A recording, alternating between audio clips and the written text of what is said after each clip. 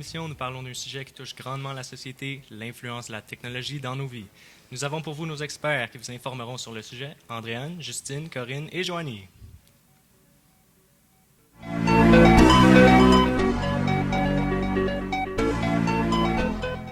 Salut tout le monde! Vous êtes avec mon co-animateur Louis et moi-même, Myriam.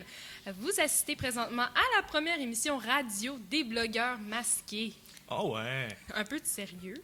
Commençons par introduire les nouvelles technologiques. Louis? Les musées sont explorables de chez soi. Google vient de mettre en ligne leur projet. Il permet aux utilisateurs de visiter plus de 17 musées à l'échelle internationale. Cette application rend possible de voir des œuvres célèbres sans quitter le confort de chez soi. On peut regarder les moindres détails de ces œuvres artistiques en haute définition. Ce projet permet une visite d'art sans frontières. Une famille fait le tour du monde grâce à Facebook.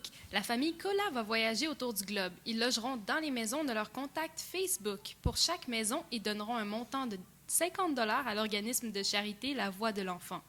Cet organisme a pour but de construire une école au Burkina Faso. Facebook est maintenant d'une grande utilité pour les organismes de charité.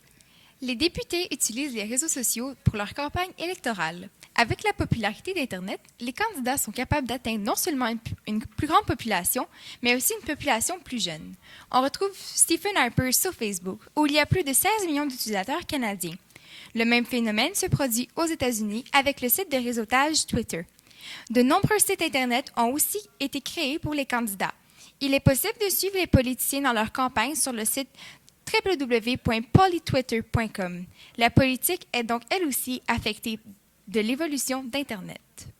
Les consoles de jeux Nintendo 3DS sont maintenant disponibles sur le marché depuis le 27 mars dernier. Ce sont les premiers jeux à contenir les technologies 3D afin de bénéficier du 3D.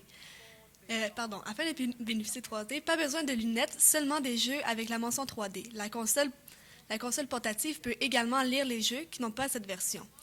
Seulement au Japon, en février 2011, environ 400 000 consoles ont été vendues.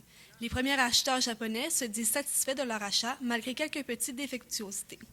Nintendo désirait vendre 4 millions de ses jouets avant la fin du mois de mars pour pouvoir établir les profits de son année. Les chiffres restent toujours à être inconnus. La deuxième version de l'iPad est lancée sur le marché. Le 23 mars dernier, les accros de la marque Apple se sont mis en file d'attente afin de pouvoir mettre la main sur cette dernière avancée technologique. Les files d'attente des magasins Apple étaient d'environ 5 heures. Les chanceux qui ont mis la main sur le nouveau gadget bénéficient d'un nouveau design, des caméras à l'avant et à l'arrière de l'objet, puis, comme la version précédente, l'accès à des milliers d'applications différentes et divertissantes. Il est d'ailleurs toujours possible de s'en procurer un, au coût de 519 $, même si une troisième version sera disponible cet été. Le iPhone 5 fera son apparition sur les tablettes des marchands de cellulaires à l'été 2011. Apple a tenu sa promesse de sortir une nouvelle version du téléphone à chaque année. Depuis l'été 2007,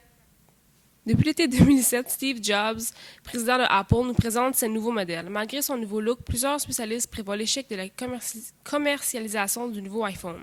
Ce dernier n'apporterait rien de nouveau pour le consommateur. Il faut toutefois s'attendre à de longues files d'attente au magasin Apple en juin 2011, car les mordus de technologie seront prêts à tout pour en posséder un.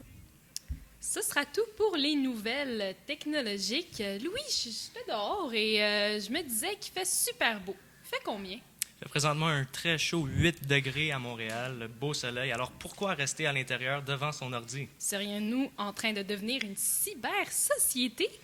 Joanie est justement avec nous aujourd'hui pour nous parler de la cyberdépendance dans nos vies de tous les jours. Bonjour Joanie. Bonjour! Donc, la cyberdépendance, c'est un problème qui grossit de plus en plus au fur et à mesure où est-ce qu'on se parle.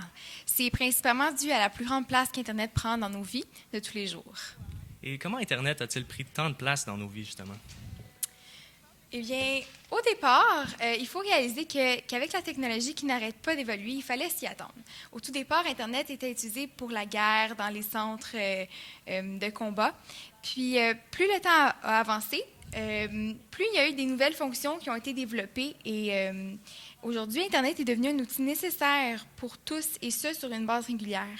Avec l'arrivée des routers puis des téléphones intelligents, on est capable d'aller sur Internet et pratiquement partout, ce qui cause la cyberdépendance. Qu'entends-tu par cyberdépendance, Joanie? Comme c'est dit sur le site de la cyberdépendance, lorsqu'une personne abuse de l'usage d'Internet.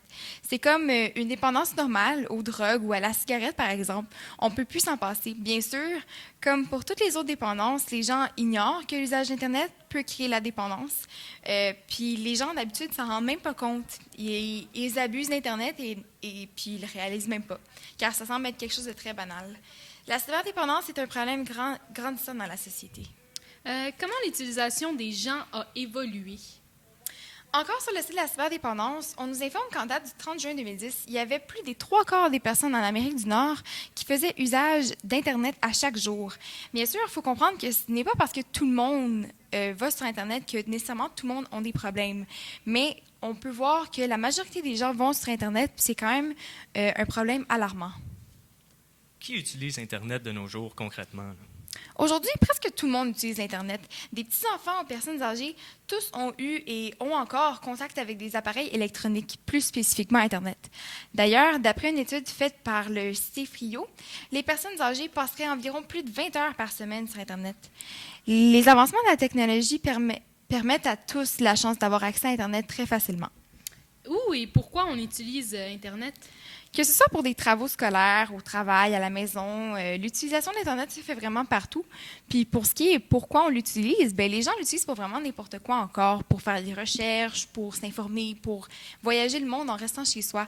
Donc, en tout et pour tout, Internet s'utilise partout, n'importe comment et par n'importe qui. Merci, Joanie, pour ces pertinentes informations. On voit bien qu'Internet occupe une place importante dans la vie de plusieurs gens.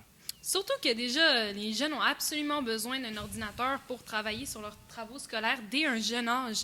Donc, ils s'habituent à rester dessus pendant plusieurs heures et ils en profitent également pour faire un tour sur Facebook, YouTube et tous les sites amusants et agréables. C'est très vrai. Justement, ce serait intéressant de savoir combien d'heures ils passent sur Internet par jour et sur quel site en général ils vont.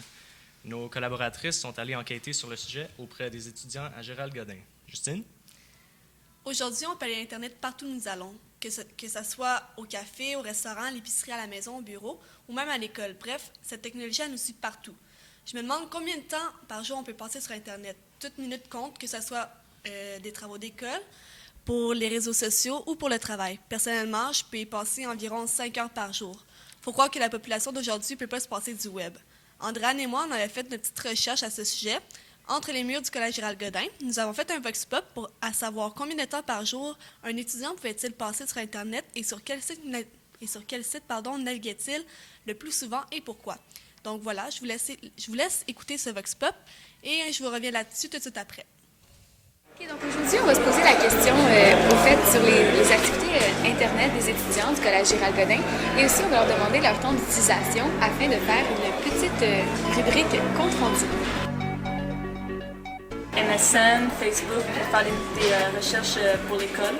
Puis je passe en moyenne peut-être de 2 à 3 heures par semaine, dépendamment. Puis la fin de semaine, c'est plus longtemps, peut-être 5 heures.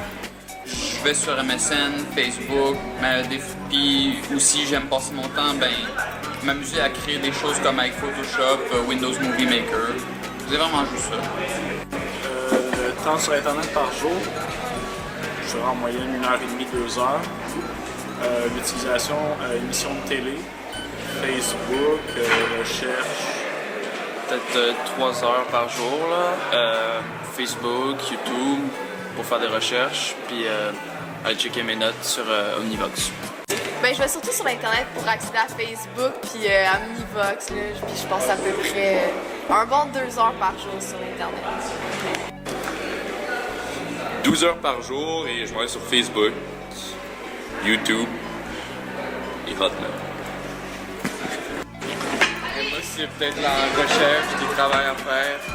Je passe peut-être 4 heures par jour sur Internet. Des emails, Mio, Omnivox. Je m'en vais sur des sites de vidéos, sur des sites de sport, sur des sites de nouvelles.